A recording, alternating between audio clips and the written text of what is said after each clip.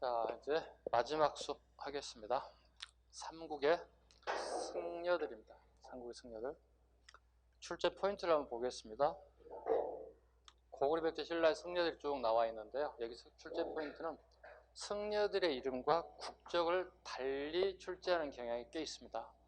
고구려 승려인지 백제 승려인지 신라의 승려인지를 꼭 잡으셔야 돼요. 자, 고구려 승려 갑니다. 먼저 승낭입니다. 중국 삼론종의 3대조가 되었다. 대단하죠? 네, 1대조, 2대조, 3대조 이렇게 수장 역할을 3대조 수장이 되었다. 중국 삼론종의 수장이 되었다. 장수왕 때 요동에 출생했고 북조에서 공부하였습니다. 그리고 삼론종, 인도의 고승, 용수의 중론, 12문론, 백론설 등 3논을 주요 정책으로 했기 때문에 붙인 이름입니다. 그리고 우리나라에 두는 게 뭐라고요? 공론입니다. 공론입니다. 그 중간에 중론을 공론이라고도 해요. 중도적 시각에서 세상을 바라봤다. 텅 비어있더라. 그 다음에 도림 갑니다. 도림. 장수왕 때입니다. 장수왕 때 이건 또 뭐라 하죠? 드라마 소재로도 꽤 많이 나왔던 것 같아요. 도림 보겠습니다. 장수왕 때 첩자로 백제에 가서 계로왕을 부추겨 백제를 세가게 만들었고, 계로왕이 박혁, 장기와 바둑입니다. 장기와 바둑을 좋아한다는 사실을 알고 박혁 실력으로 계로왕을 현혹시켜 도림을 국사로 삼았습니다. 토목공사를 건의하여 국력을 낭비하고 재정이 바닥났습니다. 백성이 공공에 빠져 있습니다. 이때 장수왕에 이때 공격하셔야 됩니다. 이 타임을 알려준 거죠. 그리고 난 다음에 장수왕에 침공하여 한성을 함락시키고 계로왕을 참수시키는 데 가장 큰 역할을 했던 스님이 고구려 승려 도림입니다. 계로왕이 어디서 죽었다고 그랬어요? 아차하는 순간에 죽었으니까. 아차산성에서. 보덕 갑니다. 보덕 앞에 별표하셔야 됩니다. 도림은 몰라도 보덕 무조건 잡아야 되겠죠. 왜? 오교 중에 하나인 열반종을 개창하신 분이니까. 오교 중에 하나인 열반종을 개창하신 분 꼭 잡으셔야 돼요. 영계소문에 반발하여. 영계소문에 왜 반발하죠? 도교 때문에. 고구려의 불교를 무시하고 도교를 수행해서 불교를 억압한다고요. 도교의 정신이 뭐예요? 도교의 정신, 도교가 추구하는 바 불로 장생이잖아요. 이건 불교하고 정반대되는 거 아니에요? 그렇죠? 불교의 정반대. 불교는 언젠가는 한 번은 죽죠. 이걸 불교식 용어로 뭐라 불러요? 열반한다고요. 무슨 거짓말하고 계세요? 사람이나 사람은 언제나 한번 태어나면 죽어야 돼요. 열반해야 돼요. 도교에 반해서 만들어진 게 열반종이고, 그리고 백제로 망명하게 됐습니다. 백제 망명을 한 다음에 전주에서 경복사라고 하는 절을 창건하게 됩니다. 이게 곧 오교 중에 하나입니다. 열반종입니다. 부처님의 교리를 공부하는 오교 중에 하나였던 열반종을 개창합니다. 해량 갑니다. 고구려 승려로 거칠부를 따라 신라를 기순하여 승통이 되어 진흥왕 때 백고자 법회와 팔관회를 최초로 개최했다. 해량, 고구려 밑줄, 그 다음에 겁칠부 밑줄, 그다음에 승통의 밑줄, 진흥왕의 밑줄. 이거 이미 수업 시간에 한번 했어요. 해자, 일본 쇼토쿠 태자의 스승이 되었다. 일본에 건너가서 쇼토쿠 태자의 스승이 되었다. 해관, 별표, 기출입니다. 별표라는 건 기출입니다. 일본의 삼론정을 전파했다. 일본의 삼론정을 전파했다. 특히 삼론정에 뭘 전파했겠습니까? 불교 사상 이론 중에서요. 그렇지. 공사상을 일본에 전파했겠지. 그 다음에 담징, 일본에 건너 하려한 승려하가로서 호리사에 금당벽화를 남겼습니다. 그리고 종이와 먹, 지묵이라고도 합니다. 한자로 종이와 먹을 제작하는 방법을 일본에 전파했다. 지묵 만드는 방법을 전파했다. 도현, 일본 세기를 저술했다. 일본 세기를 저술했다. 내용, 백제 멸망 원인과 신라 김춘추를 비판한 내용, 복신이 왜 글을 보내 백제 왕자 풍장의 기국을 요청한 글, 이런 내용들이 대부분 들어있다. 자, 봐볼까요? 일본 세기면은 어느 나라 역사서가 돼야 되지? 일본 역사서가 돼야 되잖아. 그죠? 일본의 세기니까. 그런데 이게 일본 세기가 거의 삼국시대 역사서와 비슷해요. 그러니까 우리 역사 삼국사에 기록되지 않는 내용이 일본 세기 상당수가 기록되어 있어요. 그래서 일본 세기를 역사를 공부하는 사람은 필수적으로 읽어요. 상당수가 고구려, 백제, 신라 역사가 그게 반 이상 들어가 있어요. 그래서 읽을 때마다 이게 삼국사기야, 일본 세기야, 뭐 이런 생각이 들 정도로 상당한 자료가 거기에 축적되어 있습니다. 뭐 그렇다고 해서 100%다 신뢰할 수는 없겠지만 그래도 상당수는 우리가 어느 정도 인정해야 되지 않을까 생각을 하고 있어요. 백제 갑니다. 백제 성역 겸익입니다. 인도에서 율종 관계 서적을 가져왔다. 율종에 관계된 서적을 가져왔다. 승려들이 지킬 율법이라는 뜻입니다. 겸익 결편하겠습니다. 겸익하면 떠오르는 왕이 있어야 되는데 백제 왕 중에 겸익 다루가 겸익 성왕입니다. 겸익 성왕. 그 다음에 노리사치기 밑에 노리사치기도 마찬가지로 두 개 묶어서 뭐라고 그래야 돼? 성왕. 두 사람이 전부 다 성왕식의 대표적인 활약했던 인물. 겸익, 노리사치기 두 사람 하나 묶어야 돼. 성왕식입니다. 관륵, 일본의 천문과 지리, 역법을 전파했다. 천문, 지리, 역법을 전파했다. 관륵. 해총, 일본의 계율종을 전파했다. 일본이 좀 하나씩 다 가죠. 그죠? 삼론전 건너가고 그 다음에 계율종 건너가고. 신라 갑니다. 원강법사 세서고개를 지었다. 누가 지켜야 할 율법이라고요? 하랑도가 지켜야 할 율법. 자장 갑니다. 자장의 앞에 별 피워야 되겠죠. 계율종을 개창했다. 어디에서? 양산 통도사에서. 밑에 적어놔요. 양산 통도사라고. 양산 통도사에서 계율종을 개창했다. 계율종. 신라 때. 누구 때? 어느 왕 때? 선덕 여왕 때. 누구의 건의? 예. 건의가 아니죠. 예. 자장에 의해서. 예. 항룡사 구축 목탑이 뭐가 되는 거죠? 선덕 여왕에게 건의한 거죠.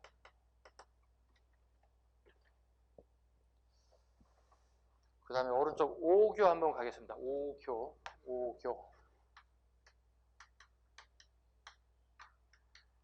교정이 지금 신라에 몇 개가 들어와 있는 거죠?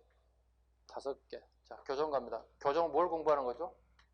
부처님의 마음이에요? 부처님의 교리예요? 교리죠. 일명 이걸 뭐라 부르죠? 불경이죠. 근데 불경에 대한 부처님의 말씀을 갖다가 해석이 똑같은 게 아니라 각자 다른 해석이 등장했죠. 다른 논문이 만들어진 거죠. 총 몇 개가 된 거죠? 신라에 들어온 게 5개. 이 5개 중에 4개가 중국으로 왔어요. 중국에서 왔어요. 한 개는요, 중국이 아니라 우리 자체적으로 만들었어요. 핸드메이드 됐어요. 쉽게 해서. 이게 누구예요? 법성정이에요. 법성정은 누구예요? 여러분 아시는? 원효대사예요. 원효대사가 이제 만든 게 법성정이에요. 자, 5교 전체가 다 중국에 수입된 게 아니라 몇 개만? 4개만. 자, 하나씩 보도록 하죠. 자, 열반종 보죠. 이미 했죠, 우리가. 열반종. 누구? 보덕이. 무엇에 반해서? 도교에. 누가 수용하기 시작합니까? 고구려에? 연개소문의 도교 수용에 반대해서 백제로 망명해서 그렇게 새롭게 만든 종파가 뭐라고요? 열반종이 되었다. 열반종이 되었다. 그죠? 모든 사물은 한번 태어나면 어떻게 된다? 죽는다. 열반한다. 도교는 뭐라고요? 아까 방금 사상이 불로장생. 있을 수 없다. 불교의 가르침과 너무 다르다. 난 도저히 연개소문과 같이 살 수가 없어. 하늘 아래 호흡을 같이 할 수 없어. 나는 떠날 거야. 망명하게 됐다고. 백제로. 이게 열반종입니다. 애국이도 좋아. 열을 얼마나 받았으면 갔겠어. 그죠? 연개소문에게 얼마나 열받았으면 내가 망명까지 생각했겠어. 열반종입니다. 예, 그렇게 암기는 하시되 그렇게 암기가 모든 것이 해결해 주지 않아요. 열반종이 무엇에 반대해서 나갔는지 정도 알아야 돼. 도교에 수용하고 대당 강경책에 반대해서 나간 인물이다 정도는 알고 계셔야죠. 계율종 방금 했죠? 어디 갔냐? 저기 자장. 어디? 통도사. 스님이 지켜야 할 율법, 스님이 지켜야 할 율법을 약 150에서 한 200가지 정도를 얘기하고 있어요. 예, 굉장히 어려운 거죠. 율법이란 건 다르게 얘기하면 법이라고 하는 것은 뭐뭐 하세가 아니라 뭐뭐 하지 마세요가 대부분이거든요. 이게 되게 어렵거든요. 우리 맨날 실천하고 있잖아요. 그죠? 여러분 유치원 때부터 했잖아요. 빨간불일 때 건너지 마세요. 주황색도 건너지 마시고, 그죠? 뭐뭐 하지 마세요잖아요. 이게 다 뭐예요? 법이에요. 하지 마세요. 하지 말라는 거. 그럼 스님이 되면 어떻게 150까지 200까지 하지 말라는 게 새롭게 만들어진다고. 굉장히 불편하죠. 계율적입니다. 그 다음에 법상정 갈까요? 법상정 하겠습니다. 법상정 보겠습니다. 법상정. 밑에 법상정부터 먼저, 아니, 법성정부터 먼저 할까요? 어려운데? 네, 순서대로 가죠, 뭐. 법성정 가보겠습니다. 법성정 보겠습니다. 원효대사입니다. 원효대사 얘기는 우리가 굉장히 많은 얘기를 알고 있는데, 가장 쉬운 얘기가 이제 우리 해골바가지 물 얘기를 가장 많이 알고 있죠. 해골바가지에 물을 먹고 해탈했다. 실제로 해골바가지 물을 먹었는지 기록은 없어요. 그래, 많은 사람들이 해골바가지 얘기를 하니까 선생님도 그걸 빌려서 한번 설명을 할게요. 자, 보겠습니다. 원효대사가 당나라의 유학길에 올라요. 해가 저물어서 하룻밤을 1박을 하게 되는데 주택가가 없어서 어느 한 부분에 동굴처럼 생긴 부분에 들어가서 하룻밤을 1박을 하게 됐다는 거예요. 동굴에 들어가가지고.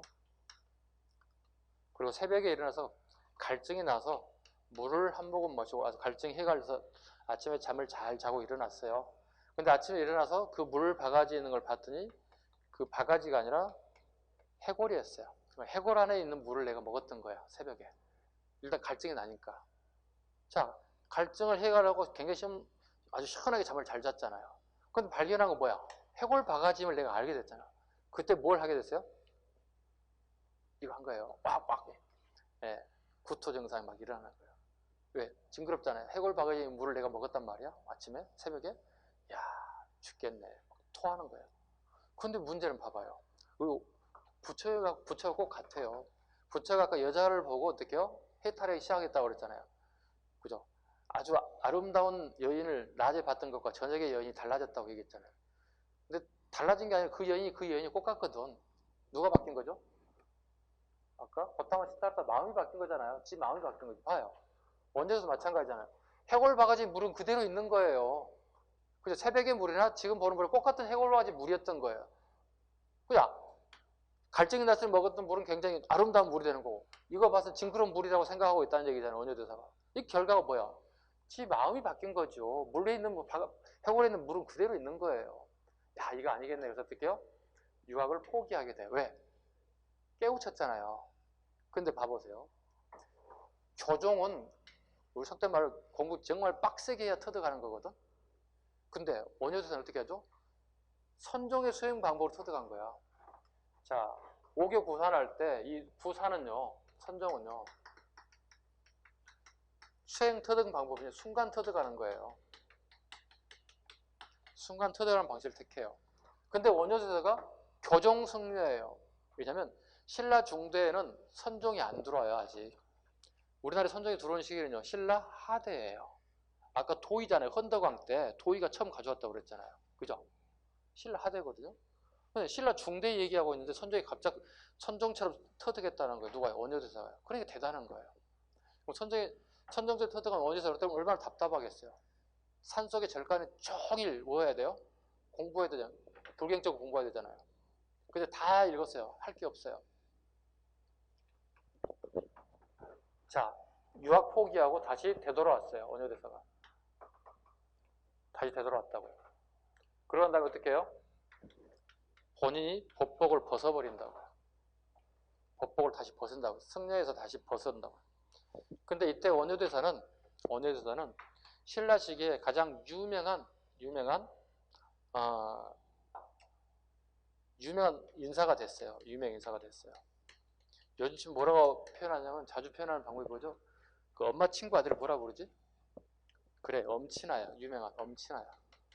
이 엄친아 소리를 듣고 있던 인사 중에 한 사람이 원효였어요. 근데 이때가 태종 무해랑 시기예요. 태종 무해랑 시기예요. 태종 무해랑의 딸인지 동생인지가 하나 있는데 이 여인이 결혼을 했다가 실패한 여성이에요. 그리고 이런 여인을 보통 우리가 가부라는 표현을 쓰죠. 요즘에 이제 돌아온 뭐 싱글 뭐 이렇게 하죠. 돌싱 이렇게 표현을 하죠. 자, 가부인데 이 여인이 어디 가서 원효를 짝사랑해요. 너무 잘생기고 너무 똑똑한 사람이라서 짝사랑을 시작했어요. 근데 마침 원효가 법복을 벗고 환속을 했다는, 다시 되돌았다는 거야. 우리 속세로 다시 되돌았다는 거야. 환속의 소식을 들어요. 예를 들어서 이 여인이 무해랑의 딸이라고 생각해 볼게요. 이 공주가 요속공주라고 불러요. 왜? 공주 이름이 아니라 요속궁에서 머물고 있어서 요속공주라고 칭했어요. 이름까지는 우리가 알려지지 않아서 잘 모르겠어요. 요속공주가 무해랑에게 압력을 가해요. 제발 이 사람 한번 만나게 해달라고. 그 원효가 요속공주를 만나게 돼요. 둘이 그냥 스파크가 튀었어요. 그래서 어떻게 됐어요? 결혼을 하게 됐다고요. 결혼을 하게 됐다고. 결혼해서 뭐가 태어날까요? 자식이 태어났다고. 자식이 그 유명한 누구예요? 여러분 아시나? 아까 하한계를 적었던 설총이에요. 설총이에요. 설총은 아주 유명한 유학자예요. 자기 아버지는 유명한 우리나라 불교의 짱이 됐어요. 유학과 불교의 양대 산맥을 이룬 대표적인 인사예요. 설총과 원효대사가요. 이해 가셨죠? 설총 우리가 생각한 것보다 훨씬 더 유명한 인사입니다. 유학계 계통에서 원조계에 해당되는 대단한 사람이 추앙받는 사람. 자, 그러면 우리가 결혼을 하게 되면 어떻게 해요? 부양의 의무가 있죠. 남자들이 결혼하게 되면. 그죠? 몰라? 남자들이 이거 모르지. 결혼 안 해봐지. 부양의 의무가 있다고. 부인과 자녀들을 부양해야 할 의무가 있다고. 당연히 부양을 해야 되잖아. 근데 이 사람은 승려 출신이다 보니까 이게 전혀 관심이 없어요. 그래서 처자식을 버리고 다시 전국을 유람하기 시작해요. 유람하게 돼요. 이유는요. 이 좋은 불교를 우리 중생들에게도 알리고 싶은 생각이에요. 근데 중생들이 이 불교를 알리고 싶은데 문제는 이분들이 90% 이상이 저보다 문맹이에요. 책을 읽을 줄 몰라요. 우리 한글 시대가 아니야. 한문 시대니까 책을 읽을 수가 없어요. 그 원효대사는 중생들과 똑같은 복장을 하고 중생들 똑같은 밥을 먹고 똑같은 막걸리를 먹어요. 그리고 복장이 보니까 거지 복장이에요. 거의 거지 복장으로 전국 유람하고 다녀요. 근데 그 주변에 많은 불교 신자들이 모이기 시작했어요. 근데 이걸 읽을 수가 없다는 거야. 그래서 이렇게 얘기하죠. 남유아비 탑을 10번만 외치면 여러분들은 극락왕생할 수 있습니다. 뭐라고 얘기했다고요? 남유아비 탑이래요. 자, 좀 적어볼게요. 나무아비 탑을 몇 번만 외치면? 10번만 외치면 극락왕생할 수 있습니다. 이렇게 얘기했어요. 즉 천국 갈 수 있다는 얘기예요. 이게 나무아비 탑이에요. 나무아비 탑은 현세관이에요? 내세관이에요? 아니 천국 갈 수 있다니까. 앞으로 올 세상이잖아. 죽어야 오는 거잖아. 이거 뭐라 불러? 내세관이라고 부르는 거예요. 원효대사는 뭐야? 내세관을 갖다가 얘기하고 있어요. 나무아비 탑을 간센보살 이렇게 하고 있다. 이거 뭐라 불러요? 이걸 아미타 신앙이라고 불러요. 자, 나무아비 탑을 뭐라 한다고요? 아미타 신앙. 그리고 이걸 정토 신앙이라고 불러요. 또는 정토종이라고 불러요.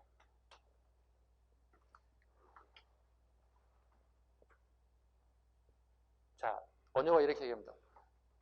자, 미련한 것 같지만 중생들이 의외로 똑똑하다. 단지 그대들이 모를 뿐이다. 법성종 볼까요? 법성종이랑 모든 중생에게는 불성이 있다. 불성이 있다. 단 그대가 중생들이 모를 뿐이다.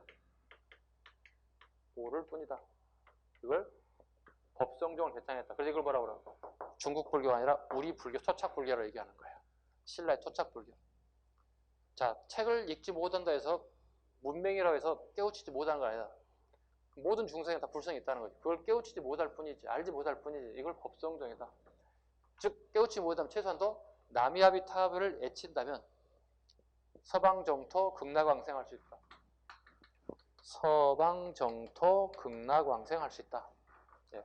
열심히 암송하면 사후에 천국 갈 수 있다. 이런 의미를 가지고 있다. 이게 법성정이다. 자, 그런데 똑같은 동시대 인물이 한 사람 더 계세요. 의상이에요. 의상이에요. 의상은 이제 하엄정이에요. 자, 봐봐요. 의상의 제자도 있고 원효의 제자도 있을 거 아니에요. 원효가 전국 방방곡곡 막 돌고 다니잖아요. 막 중생들 모으고 다니잖아요. 그죠? 인기몰이를 하고 있다고.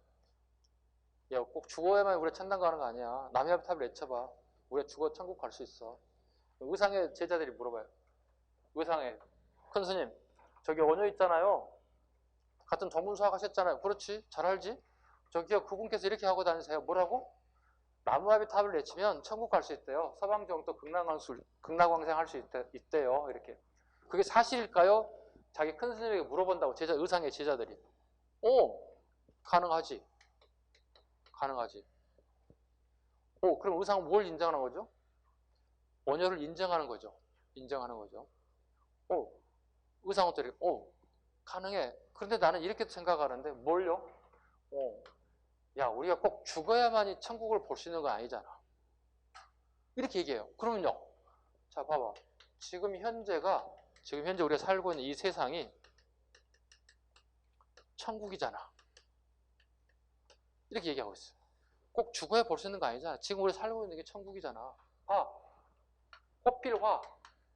꽃이 얼마나 아름답게 피었니? 장엄할 함. 장엄할 엄. 자, 꽃이 얼마만큼 화려하게 잘 피어있느냐. 이게 곧 천국이야.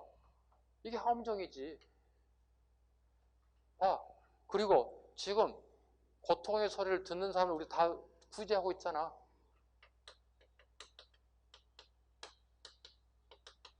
간센부살.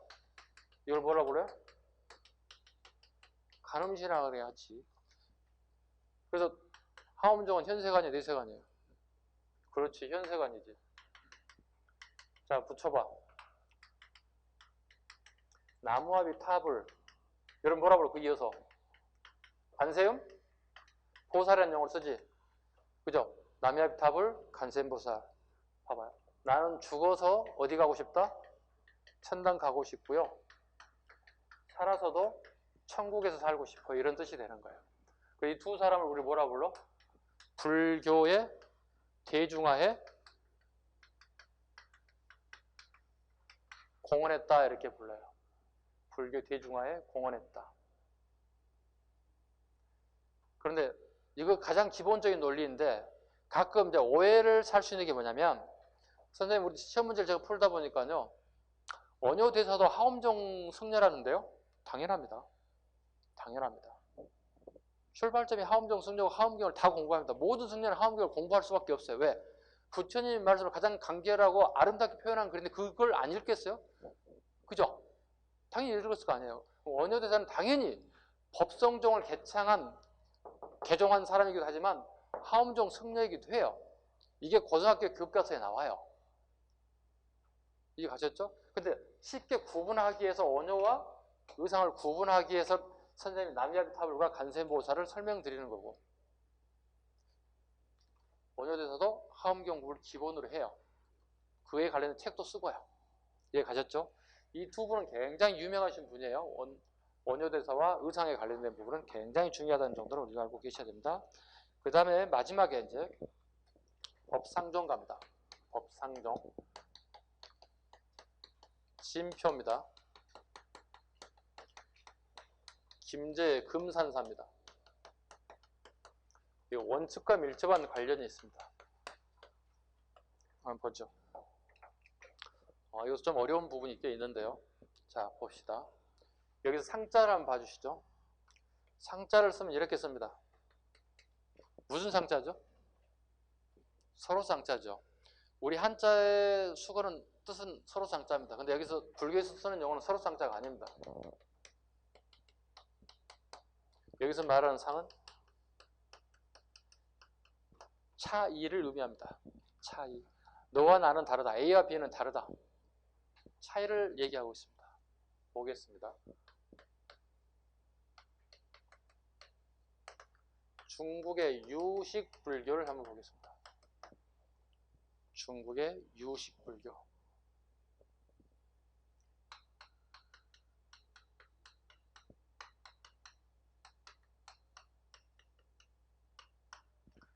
자, 오직 유, 알식.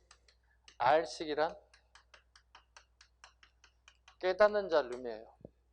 자, 불교를 오직 깨달은 자는 누구라고 얘기하고 있는 거죠? 부처라고 이게 유식 불교예요. 유식 불교입니다. 이 세상의 진리를 깨닫는 자는 오로지 부처밖에 없다. 이걸 유식 불교라고 불러요. 이게 원칙의 사상이에요. 부처님 얘기 아니에요. 아까 얘기했잖아요. 부처님이 이런 중국을 건너면서 여러 가지 종파들이 만들어진다고. 쉽게 우리나라 기독교 보세요. 뭐 장로교, 뭔 게 다 달라졌잖아요. 똑같아. 서양으로 건너오는 이 기독교도 마찬가지로 무슨 종파 각자 달라지잖아요. 뭐 감리교, 뭐 장로교, 뭐 기독교 각자 달라지고 똑같은 논리를 보시면 돼요. 이렇게 나뉘어지더라. 오직 세상의 이치를 깨닫는 사람 오직 부처밖에 없더라. 이걸 유식불교라 불러요. 가끔 우리 식당에 밥 먹으러 갈 때 어떻게 해요? 식당 사장이 저기 제일 현판에다가 오직 예수 적어놨다. 오직 예수. 깨우친 자는 오직 예수밖에 없다는 얘기 똑같아. 깨우친 자는 오직 누구밖에 없다고요? 부처밖에 없다고. 이게 유식불교라고요. 자, 이걸 주장한 사람이 누구라고? 중국의 원측이라고요. 원측. 자, 보겠습니다. 이 원측의 제자가 있어요. 원측의 중국인 제자가 규기예요. 잘못 얘기했어요. 원측의 제자가 아니고요.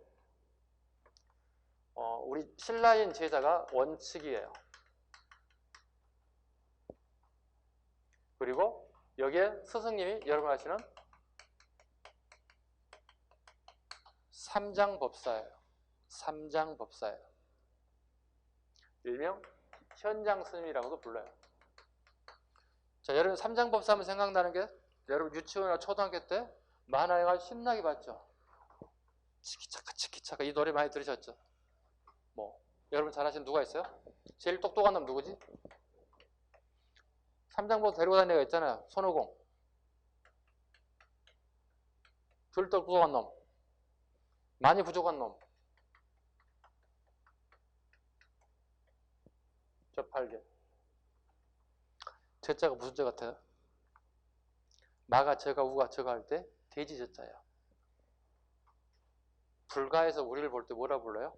제가 막 불교육에 굉장히 똑똑한 것처럼 보이잖아요. 스님이 나를 볼 때 뭐라 부를까요? 돼지 같은 놈이라 불러. 여러분 뭐라 부를까? 불가에서? 돼지 같은 놈이라 불러. 왜? 불가에서 하지 말라는 게 8가지 계율이 있어. 응? 부처님께서 하지 말라는 8가지 계율이 있다고. 여자 만나지 마세요. 뭐 하지 마세요. 뭐 하지 마세요. 그 재밌는 건 고기를 먹지 마세요. 이런 건 없어요. 고기 먹어도 돼요. 스님들. 근데 스님들이 안 먹더라고요. 율종 때문에.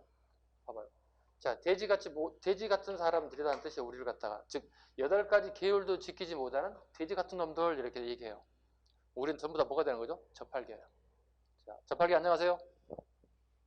저팔계 선생님 안녕하세요 하면서 되지. 같은 저팔계면 되는 거지. 똑같은 건 상관없잖아요. 저팔계 안녕하세요. 네, 속으로 저팔계 선생님 안녕하세요. 이렇게 얘기하면 되잖아요. 당신도 저팔계네 이렇게 하면 되는 거죠. 자, 봐봐요. 세상에는 똑똑한 사람, 그 다음 좀 덜 똑똑한 사람, 좀 부족한 사람. 세상의 존재를 어떻게 하라는 얘기지? 인정. 뭘 인정하라는 얘기지? 조신 분들 졸지 마시고요. 중요한 거 하고 있어요. 마지막 시간이에요 지금. 뭘 인정하라고? 똑똑함에도 뭐가 있어? 차이가 있지. 차이를 인정하라고. 손오공 같은 사람, 사오정 같은 사람, 저팔계 같은 사람이 있다는 거지. 이걸 규기와 원칙이 한 스승 밑에서 배우고 있다고. 자, 그러면 이제 어느 정도 수업이 다 끝났어. 근데 테스트를 할 거야, 스승이. 이제 하산시켜야 할 거 있잖아. 똑똑한 애는 하산시켜야 할 거 아니야. 하산시키기 위해서. 자, 물어봅니다. 중국 제자와 신라 제자에게 물어봐요. 이거에 대해서 어떻게 생각해? 물어보는 거죠. 즉, 태어날 때부터 깨우치는 자는 딱 정해졌다는 게 중국 유식학의 특징이에요. 이걸 열심히 배웠을 거 아니에요. 규기 원칙이. 그죠? 그래서 규기가 대답합니다. 스승님 말에 동의합니다. 깨우친 자는 딱 정해있으면 태어날 때 그 누군데? 부처밖에 없습니다. 이렇게 얘기하는 거예요. 원칙은요. 저는 아닌 것 같은데요. 누구나 깨우칠 수 있지 않을까요? 꼭 부처만이 깨우친다는 것은 모순이 아닐까요? 저는 그게 아니라고 생각하는데요. 이렇게 대답했어요. 그럼 제자를 갖다가 누군가를 갖다가 지목해줘야 돼. 네가 나의 다음 대를 이해할 법통을 이해할 사람이다. 읽고 있던 가사도 주고 지팡이도 두 가지를 줘야 돼. 위에 가사 벗어주고 그다음 지팡이. 누가 받을 것 같아요? 원칙이 받아요. 우리 승려 원칙이 받아요. 그 원칙이 삼장보수의 대를 이어 적통자가 돼요. 적통자. 근데 우리나라의 유식학은 중국의 유식학하고 좀 차이점이 있죠. 그러니까 원칙이 받았던 내용은 누구나 다 뭐가 될 수 있다는 거죠? 불처가 될 수 있다. 불성이 있다. 대신에 중국의 불교는 태어날 때부터 정해져 있다. 깨우치는 자는. 그게 누구냐? 대표적인 게 부처 같은 사람이다. 아무리 몇백 년, 몇천 년을 노력해도 손오공, 사오정, 저팔계는 깨우칠 수 있다, 없다? 없다. 이 재미있는 이유는 뭔가요? 현장이 중국에 들어있는 불교 공부를 열심히 해서 모든 책을 다 섭렵했어. 그럼에도 불구하고 부족해, 지식이. 그래서 어디로 넘어가는 거야? 인도로 가는 거야. 인도로 가는데 굉장히 많은 장애 요소들이라서 인도로 가는 길을 막는 거야. 이게 이제 손오공의 내용이야. 그 당시 중국에서는, 중국의 당나라 시기에는 국경선을 넘는 건 불법이었어요. 그럼 국가의 허가를 받고 넘어가면 되는 거거든. 근데 인도에 가서 불경을 구하기 위한 월경에 관련된 부분은 국가에서 허가해 주지 않아요. 그래서 삼장법사가 이 세 명을 데리고 넘어가는 거야. 국경선을. 그 험난한 길을 넘어가는 거야. 중간중간에 이렇게 방해 요소가 등장한다는 의미가 더 드라마식으로 만들어낸 거죠. 그러고 난 다음에 중국에서 건너가서 인도에서 엄청난 공부를 하게 되죠. 이때쯤에 어떻게 되냐면 엄청나게 소문이 나요. 중국의 승려가 인도에 가서 엄청난 업적을 쌓았다. 유학기를 마치고 책을 엄청나게 가져오고 들어오기 전에 이미 중국에 이미 서타가 되어 있어요. 누가요? 삼장법사가요. 보통 이제 국경설 불법으로 넘어갔을 때 오면 처벌해야 할 거 아니야. 처벌하지 않아요. 고생하셨습니다. 당 황제가 직접 황실로 불러요. 그리고 삼장법사가 아니라 현장법사라고는 법명을 하나 더 줘요. 그 법명이 두 개가 되는 거예요. 법명이 두 개 되는 거예요. 이게 삼장의 유식학이다. 자, 그 영향을 받아서 우리나라 김제 금산사에 법상정이 들어와요. 차이가 있다는 얘기. 이거 볼게요. 법상정이 진표의 법상정은 원칙의 영향을 좀 받았다 보시면 돼요. 자, 보십니다. 자, 내용 보겠습니다. 신라 경주 중심의 교정이 유행하죠. 교정 유행하죠. 근데 여기는 바로 동네가 어디죠? 김제는 어디 땅이에요? 백제의 땅이거든요. 그럼 자, 봐봐요. 예를 봐봐요. 우리 기독교들 생각해봐요. 주말에 제가 A라고 하는 교회에 가서 예배를 드렸어요. 근데 갑자기 우리나라가 망했어요. 망했다고 해서 신라에 가가지고 경주 땅에 가가지고 예배 드릴 수 있어요? 경주 사람은 굉장히 행복하겠지. 왜? 우리나라 중심이 통일됐잖아요. 대신에 백제인들은요. 우리나라 쫄딱 망했잖아요. 나라 이름 자체가 사라져버렸잖아요. 언해피한 거잖아요. 그죠? 언해피한데 헤헤거리고 다른 나라, 통일된 나라 경주에 가가지고 예배 드리지 않겠죠. 그럼 어떻게? 얘네들끼리 여기에서 모여서 별도의 예배를 드릴 거거든요. 그래서 이걸 갖다 뭐라 불러요? 교정도 같은 교정이지만 지역의 분화라는 표현을 써요. 쪼개졌다는 뜻이에요. 폐망한 백제인들은 경주에 갈 필요 없어요. 김제인은 금산사를 중심으로 종교활동을 하면 되는 거예요. 지역의 분화가 이루어졌다 이렇게 불려요. 같은 교정이면서도 통일이 어떤 사람은 즐겁겠지만 즐겁지 않은 사람도 있다는 것 같아요. 우리가 이 역사, 불교를 통해서 우리 한번 좀 엿볼 수 있다 이렇게 볼 수 있습니다. 자, 이게 이제 법성정입니다. 법상정입니다. 자, 5가지 좀 이해 가셨어요? 이해 잘 안 갈 수도 있어요. 네, 설명할 때는 재밌는데 끝나고 나는데 뭐가 헷갈리는데 막 이렇게 얘기할 거예요. 헷갈리면 저한테 문자 보내세요. 네, 제가 아는 데까지 답변 드리겠습니다. 제가 문자를 쓰는 거 귀찮아서 단문 형식으로 쓸 겁니다. OX 이렇게 귀찮으니까. 자, 우리 125쪽 원효 한번 보겠습니다. 먼저 첫 번째 중요한 단어가 나타났습니다. 하쟁사상 보겠습니다. 첫 번째, 당에 유학하지 않고 파괴성이 되었다. 그리고 법성종을 개창했다. 여기 다 이해가셔야 되고요. 그 다음에 하음학 이론 연구소인 하음경서도 저술을 했다. 봐요. 하음경도 공부하신 분이죠. 기본이죠. 하쟁사상, 당시 사상적 과제였던 중간과 유식사상 밑줄 긋습니다. 중간과 유식사상 밑줄 긋습니다. 해통할 수 있는 이론적 체계를 정립했다. 이걸 원흉해통이라고 하고, 5교의 여러 정파를 한 단계 위에서 통합하려는 불교뿐만 아니라 인간은 모두 평등하다는 원칙 하에 지배층이 아닌 민중 중심의 민중 중심 밑줄 긋습니다. 자, 보죠.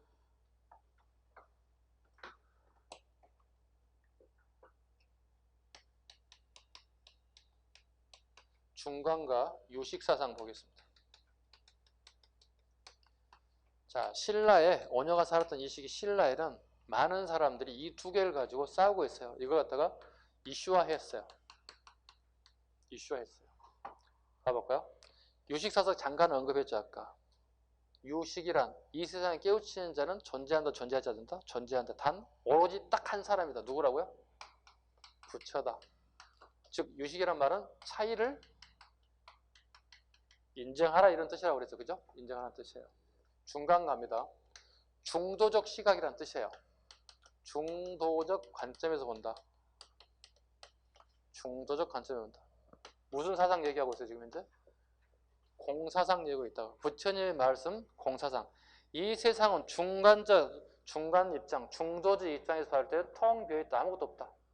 이 세상의 진실과 진리란 게 뭐가 기준이고 뭐가 존재한다는 얘기예요. 텅 비어있다. 우리는 우주 만상에 이 말은 먼지 티끌보다도 못한 존재일 뿐이다. 미미하다. 거의 없다. 존재가 없다. 봐요. 두 가지만 배우겠고요. 여기는 긍정이에요, 부정이에요? 깨우치는 사람 있다는 얘기잖아. 긍정이지. 대신에 요건요. 긍정이에요, 부정이에요? 부정이잖아요. 부정이잖아요. 이 두 개가 서로 싸우고 있다고요. 신라에 원효가 살았던 이 시기에 긍정론과 부정론이 치열하게 싸우고 있어요. 불교계에서. 그래서 원효가 뭐라 불러요? 싸우지 마. 싸울 쟁자예요. 싸우기도 해. 그런데 결론은 화합을 해야 돼. 이걸 하쟁사상이라 불러요. 싸울 수는 있지만 결국은 하나가 될 거야. 하쟁사상을 설파하고 있습니다. 그래서 원효가 유명한 이론을 만들기 시작합니다. 자, 보겠습니다. 디귿번. 일신사상에 근거하여 중간과 유식론의 규율적 대립을 해소했다. 일심사상. 이 모든 것은 전부 다 무엇하기 나름이다? 내 마음 먹게 달렸다. 일체유심조라고 그러죠. 줄이면 뭐라죠? 일심사상이다. 이 모든 것은 사람 마음 먹게 달렸다. 일심사상이다. 그죠? 일심사상이다. 자, 이걸 통해서 대립을 해소시켰다. 자, 니을번 보죠. 니을번. 지금 제가 쭉 적어놓은 것은 하나같이 다 중요한 지문들이고 다 지금까지 나온 기출 지문이라고 보시면 돼요. 책 보겠습니다. 대승기신론소, 금강산매경론, 신문화쟁론 봐볼까요? 소가 들어가는 것은 주석을 달았다는 뜻이야. 해석을 달았다는 뜻이야. 어려운 이론을 갖다가 우리가 쉽게 읽을 수 있게끔 주석을 달았다. 주석을 달았다. 뒤에 논자가 들어간 것은 논문이야. 쉽게 얘기해서 논문이야. 대승기신론소, 금강산매경론, 신문화쟁론을 저술하였다. 이 책들이 유명한 이유는 이게 전부 다 고려 때 만든 팔만대장경 안에 이게 다 들어가 있어요. 그래서 팔만대장경은 상당한 부분은 원효의 이론이 다 들어가 있다고 보시면 돼요. 그래서 이 원효의 내용은 우리나라, 중국, 일본, 동남아시아 모든 나라에 이 책이 수출돼. 그래서 모든 나라의 불제자들은 원효의 이 이론서들을 기본서로 공부를 하게 돼. 그만큼 원효의 이대함을 우리가 엿볼 수 있어요. 그게 우리나라 사람인 게 정말 불교계에서는 뭐랄까요? 영광스러운 일이죠. 이렇게 뛰어나신 분이 계시다는 거예요. 정토정, 아미타신앙. 원효는 모든 사람에게 불성이 있음을 설파하고 파괴하고 스스로 소성거사라고 칭하고 대중 속으로 들어가 연불만으로도 서방정토 극락왕생할 수 있다고 내세신앙을 강조하고 불교 대중화에 공헌했다. 조금 위에 가시죠. 설명 부분이. 그 다음에 원효는 하음사상, 모든 존재는 상호의존적인 관계이며 서로 조화를 이루는 라는 사상을 주장하였습니다. 사로 의존적이다. 그 다음에 무해사상 갑니다. 무해사상. 어느 것에도 속박되지 않은 철저한 자유를 추구했다.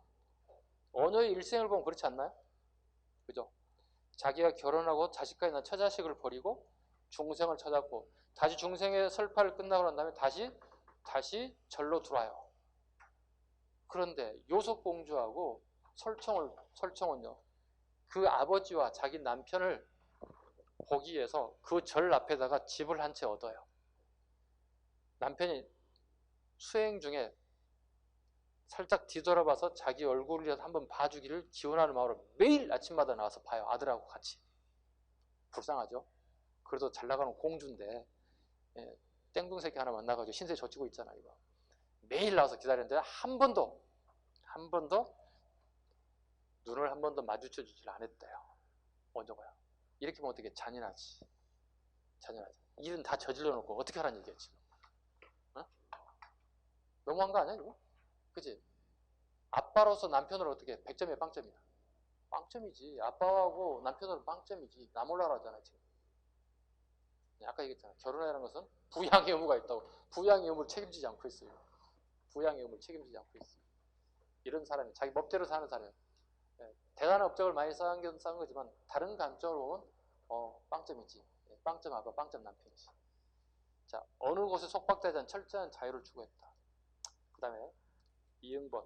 고려 숙종 때 하정국사를 추진했다. 별표 하나 아시죠? 하정국사. 함정에 빠지시면 안 돼요. 국가의 스승인 거죠. 네, 스승사자니까. 이건 왕에게 자문을 구하는 거죠. 자, 봐보죠. 숙종 때 이제 우리 유명한 승려가 이제 의천이라는 사람이 등장하죠. 자, 앞에 의천도 이런 통합운동을 펼쳐요. 교정과 선정을 통합운동을 펼치는데 앞에 혹시 사례가 있을까 싶어서 굉장히 열심히 노력을 해요. 열심히 보다 보니까 원효라는 놈이 있는 거야. 와우, 대단한데 아주 신대륙 발견해서 깜짝 놀라는 거야. 그러고 난 다음에 자기 형이 숙종이거든. 같은 왕자예요. 여기는 중이 된 거고 왕이 된 거거든. 자기 형에게 건의한 거죠. 형, 대단한 놈 만났어. 누군데? 신라의 원효야. 근데 왜? 내가 찾고자 하는 게 다 이미 했어, 이 사람이. 그래? 어떻게 할 건데? 이 사람 화정국사로 추존하자. 돌아가신 분이니까 추존인 거예요. 돌아가신 분이니까. 자, 신라인인데 고려시대에 화정국사 추존했다는 얘기는 돌아가신 분이 얘기할 때 추존이라는 뜻 단어를 쓰는 겁니다. 화정국사로 추존되었다. 이거 신라에다 넣으면 안 돼요. 신라 문무왕은 원효대사를 화정국사로 추존하였다. 공부 앞뒤 다 자르고 하나만 보고 시험 봐버리면 안 되는 거예요. 아셨죠? 화정국사로 추정됐다. 자, 이렇게 해서 신라의 5교에 관련된 부분과 원효까지 했습니다. 오늘 수업을 신라의 중요한 불교에서도 교정계열인 5교와 그 다음에 원효대사에 대한 부분까지 수업을 했고 다음 시간에 원효 아닌 사람부터 이제 하나씩 또 나갈 건데요. 잠깐 이제 마무리 또 할게요. 왜냐하면 이게 고려시대로 또 불교 또 나올 수 있어요. 우리 불교는 무조건 한 문제가 나오게 돼 있어요. 무조건입니다. 노래 제목 같죠? 무조건 한 문제 나오게 돼 있어요. 불교는 20문제 중에서. 어디서 나올 건데요? 신라하고 고려 둘 중에 하나를 묶어가지고 한 문제가 나온다. 무조건. 어떤 경우는 두 개가 나오는 경우도 있어. 예, 불교사를 전공한 선생님이 출제하게 되면 두 문제 나올 수 있을 것 같아요. 선생님이 들어가면요. 세 문제 낸다. 세 문제 낸다. 볼까요? 자, 신라는 무엇이 있나요? 교정이 있고 선정이 있어요. 자, 이제 고려로 건너갈게요.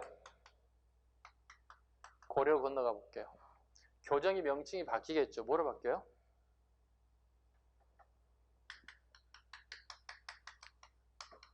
천태정으로 바뀌어요. 누구에 의해서? 제각국사 의천에 의해서. 이게 뭐로 바뀔까요? 명칭이? 조계정으로 바뀌어요. 누구에 의해서? 보조국사 진울에 의해서. 천태정은 뿌리는 기본적으로 뭐가 되는 거야? 교정이 되는 거고. 조계정은 기본적으로 뭐가 되는 거야? 선정이지. 수행 방법이 똑같아요. 명칭만 바뀌었을 뿐이지 똑같아. 수행 방법이. 교정 빡세게 공부해야 돼. 부처님 말씀 불경책 열심히 공부해야 돼요. 터득하는 거고. 여기는요. 순간 터득하는 거야. 순간 터득이 될까요, 여러분? 다음에 이제 선정도 하겠지만 선정은 순간 터득하는 방식을 택해요. 그 선정은 어떻게 공부할까 안 할까? 안 해. 공부하기 싫은 사람 선정으로 가면 돼. 네. 근데 터득하기 어려워. 순간 터득해야 돼. 참 잔인한 방법을 터득합니다. 다음 시간에 이제 교정의 뒷부분하고 선정의 수행 방법들 어떤 내용들인지를 한번 살펴보도록 하겠습니다. 자, 수고하셨고요. 오늘 수업 여기까지 마치겠습니다. 자, 수고하셨습니다. 수고하셨습니다.